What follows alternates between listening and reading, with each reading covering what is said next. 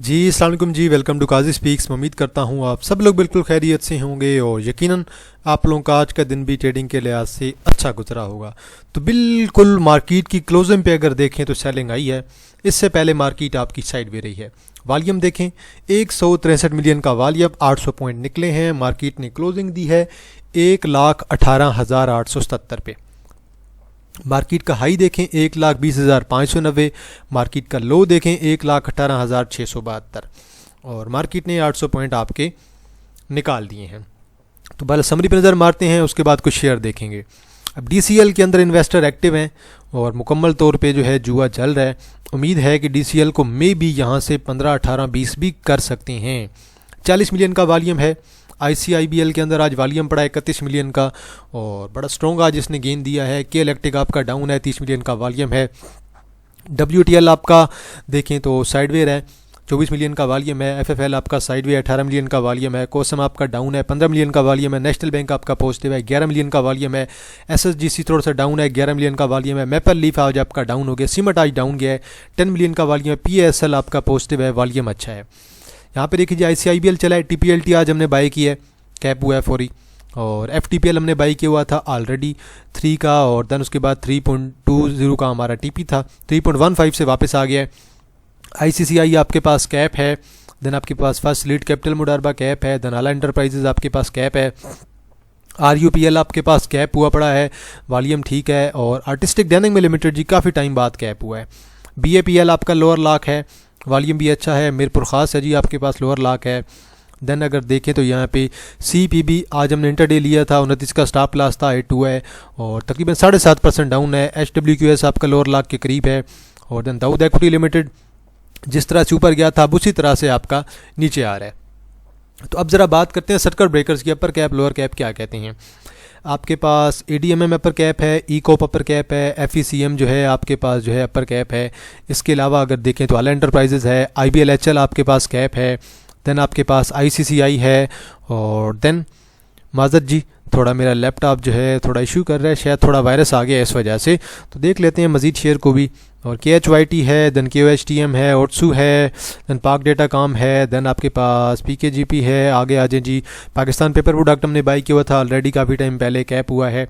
PPVC है जी, RUPL है, then SFL है जी, देन आपके पास TPLT है। टोटल आपके पास 23 कंपनियाँ जो अपर कैप में हैं। लोअर कैप में आपके पास सिर्फ IDRT है और आपके पास कुछ भी नहीं है। तो बात करते हैं ज़रा पहिए की। कमर्शियल बैंक से मीज़ान बैंक चला है और बैंक का लबीब चला है, बाकी सारे बैंक उड़े पड़े हैं। ऑयल एंड गैस सारा उड़ा पड़ा है, फर्टिलाइज़र उड़ा पड़ा है, सीमेंट उड़ा पड़ा है, पावर उड़ा पड़ा है, investment bank, technology, automobile, oil and gas, pharma सब कुछ उड़ा पड़ा है। और फूड आपका जो है थोड़ा बहुत पॉजिटिव है।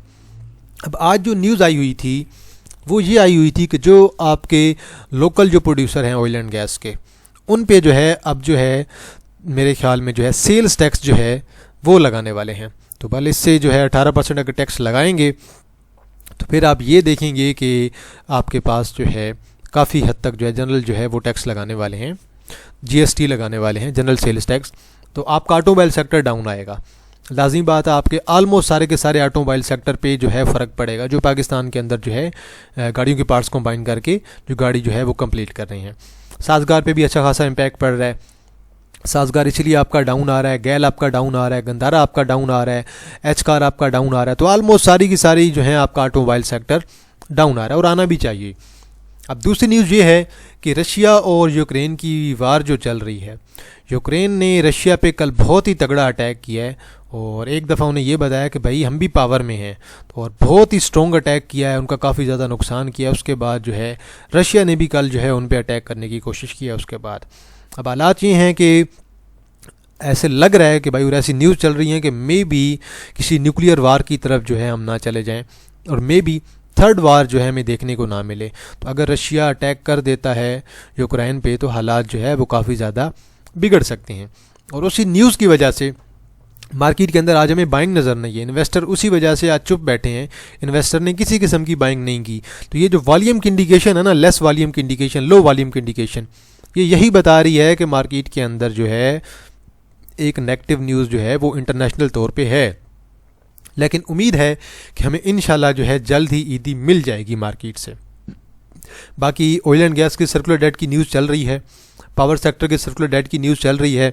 आज पीएसओ ने कुछ परफॉर्म भी किया था, 10 रुपये ऐड भी किए थे, उसके बाद पीएसओ आपका एंड पे गिर गया। हालांकि अगर शुरू में देखें तो पीएसओ ने अच्छे खासे पॉइंट्स ऐड किए हुए थे।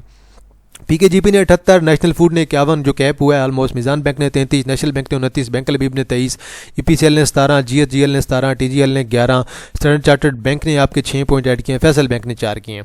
ओवरऑल सारी की सारी पॉइंट्स कंट्रीब्यूशन सिर्फ और सिर्फ बैंक्स की तरफ से हुई है। और आपके सीमेंट सेक्टर के अंदर प्रॉफिट टेकिंग हुई है।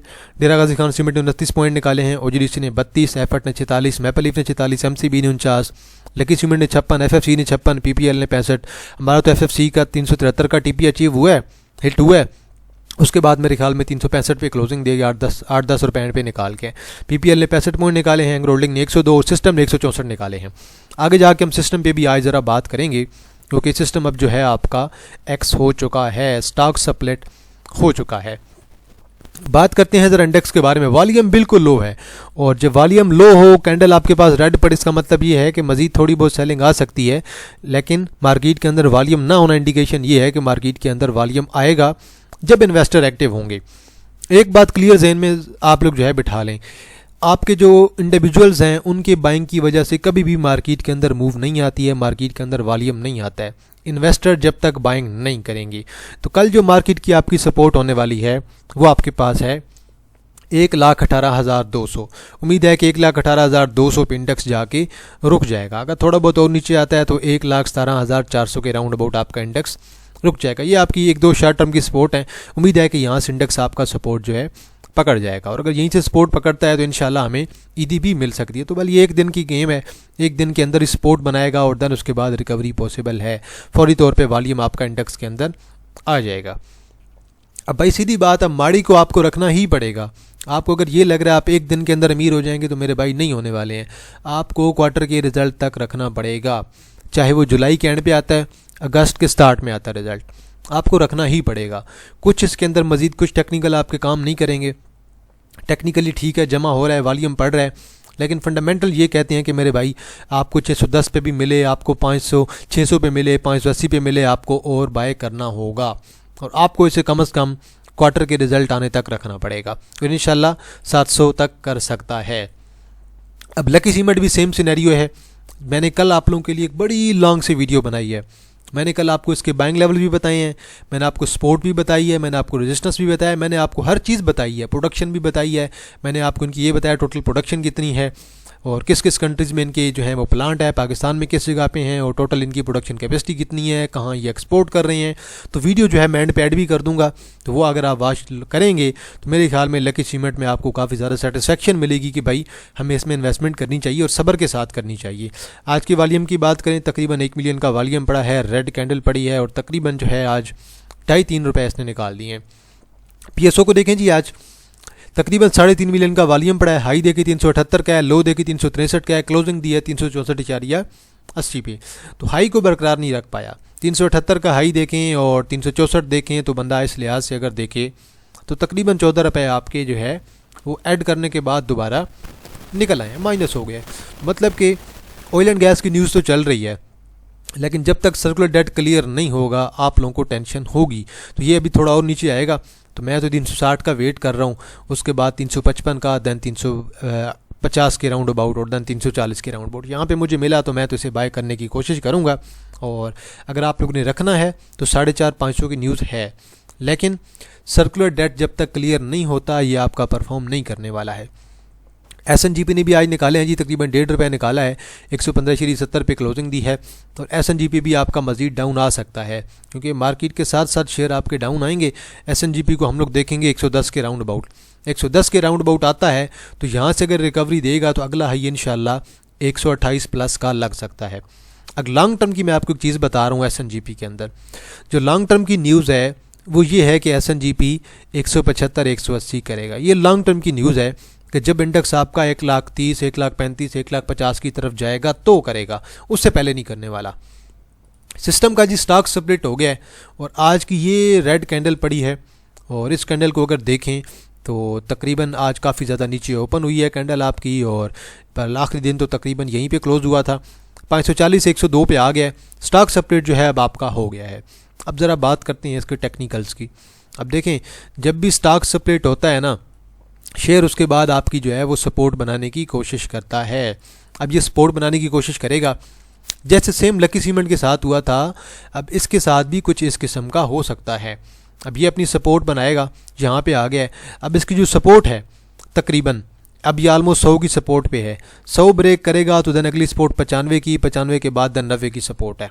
इन सपोर्ट पे आप लोग इसे बाय कर सकते हैं। अब हम ज़रा इसके रिजल्ट्स का ओवरव्यू एक दफ़ा कर लेते हैं कि पिछले साल इसने कितना कमाया था। पिछले साल इसने कमाया है 20 रुपये, और अब हम देखते हैं कि साल में इसने डिविडेंड कितना दिया है। देखें जी, पिछले साल भी इसने 6 तकरीबन दिया था, 60% का 6 रुपये का डिविडेंड दिया था। और अभी भी देखें, अभी भी इसका जो है आखिरी ये देखिए साल पे 6% का, 60% का मतलब कि 6 रुपये का डिविडेंड दिया था। 20 रुपये की EPS थी, और पिछले साल तकरीबन 29 की EPS थी। अभी पहले क्वार्टर की EPS आई है इसकी 6.85 की, मतलब कि EPS इसकी 25-30 के दरमियान आ सकती है।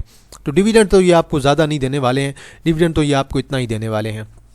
तो मेरे ख्याल में टेक्निकली अगर देखें इसे कैपिटल गेन के लिहाज से ये अच्छा है। मैंने आपको 2-3 इसके बाइंग लेवल्स बता दिए हैं। उन 2-3 लेवल्स पे अगर आप इसे कंसिडर करते हैं, 100 पे, 95 पे, 90 पे, और अगर एक्सट्रीम कंडीशन में डाउन जाता है तो 80 के लेवल तक आप लोग सिस्टम को कंसिडर कर सकते हैं। अच्छी कंपनी है, और हमारी टेक की सबसे बड़ी कंपनी है टेक्नोलॉजी सेक्टर में। बहुत तगड़ी कंपनी है, बहुत स्ट्रॉन्ग कंपनी है, फंडामेंटल्स बहुत स्ट्रॉन्ग हैं। तो इंशाल्लाह अगर ये डाउन जाता है 15-20 रुपये तो बड़ी अच्छी अपॉर्चुनिटी होगी बाइंग की। अब बिग बर्ड फूड लिमिटेड आपका दोबारा डाउन आ रहा है, और बिग बर्ड का हमेशा से पैटर्न यही रहा है। अगर आप यहाँ से देखें तो यहाँ से अगर देखें तो इसने हाई लगाया है, देन नीचे आया, then high, then low, then high, then low, then high. अब ये अपनी सपोर्ट बनाने की कोशिश करेगा। एक तो इसकी तकरीबन मैं आपको सपोर्ट भी सारी आई ड्रा करके देता हूँ कि भाई इसकी सपोर्ट जो है वो कहाँ पे हो सकती है, आप लोग इसे कहाँ पे बाय कर सकते हैं। तो वो सारी चीज़ें आज मैं आपको बताऊँगा बिग बर्ड के बारे में कि आप लोग इसे कहाँ पे बाय कर सकते हैं। पहले ज़रा इसका आज का वॉल्यूम देखें, तकरीबन 2.67 मिलियन का वॉल्यूम है, और आज तकरीबन 0.75 RS आज इसने निकाल दिए, 0.75 रुपये। अभी तक इसने सपोर्ट नहीं बनाई है। अब इसकी एक तो सपोर्ट मुझे क्लियर नज़र आ रही है 50 के राउंड अबाउट, जो इसकी अच्छी सपोर्ट है। मैं आपको 2-3 सपोर्ट ड्रा करके देने वाला हूँ। एक सपोर्ट मैं आपको 50 की ड्रा करके दे रहा हूँ, अगली सपोर्ट मैं आपको तकरीबन जो है 48 के लेवल पे ड्रा करके दूंगा। 48 के बाद देन मैं आपको जो है तकरीबन 46 के लेवल पे सपोर्ट ड्रा करके दूंगा। ये 3 लेवल्स पे आप शेयर को बाय कर सकते हैं। अब मैं आपको क्लियर बता रहा हूँ कि भाई आपने लॉन्ग टर्म में अगर रखना है ना, लॉन्ग टर्म में कोई बंदा ये कह रहा है कि भाई मैंने लॉन्ग टर्म में शेयर को रखना है, तो मैं आपको यही कहूँगा कि भाई दोबारा 57 भी करेगा, उसके बाद दोबारा ये शेयर आपका 60+ भी करेगा। सब्र वाली बात है, जो सब्र के साथ रखेगा तो उसे गेन मिलेगा।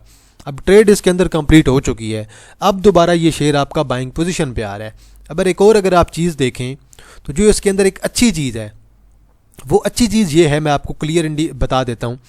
यहाँ पे देखें, ये हाई बना, ये हाई बना, ठीक है। अब पिछले हाई को ब्रेक नहीं किया। यहाँ पे जो हाई बना इसने पिछले हाई को ब्रेक किया, यहाँ पे जो हाई बना इसने पिछले हाई को ब्रेक किया। अब यहाँ पे आ जाएं, यहाँ पे सपोर्ट इसने बनाई, तकरीबन एक ही जोन के अंदर बनी। देन अगला जो लो लगा वो अगर आप देखें तो पिछले लो से ऊपर बना। ये जो अब लो था ना, ये लो सिर्फ और सिर्फ वार की वजह से था, एक्सट्रीम कंडीशन की वजह से था। लेकिन अब अगर ये लो बनाता है तो मेरे ख्याल में इसे जो है इस लो को ब्रेक नहीं करना पाई चाहिए, जो कि मेजर लो है इसका। तो मेरे ख्याल में अगर ये 46 से ऊपर ऊपर रहता है तो बहुत अच्छा है।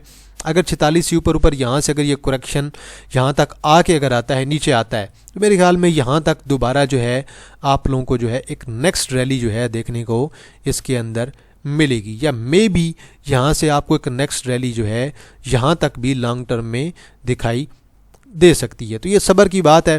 अब टेक्निकल तो मेरे यही कह रहे हैं, मैंने टेक्निकली आपको बता दिया है, मेरा एनालिसिस इसके बारे में यही कहता है।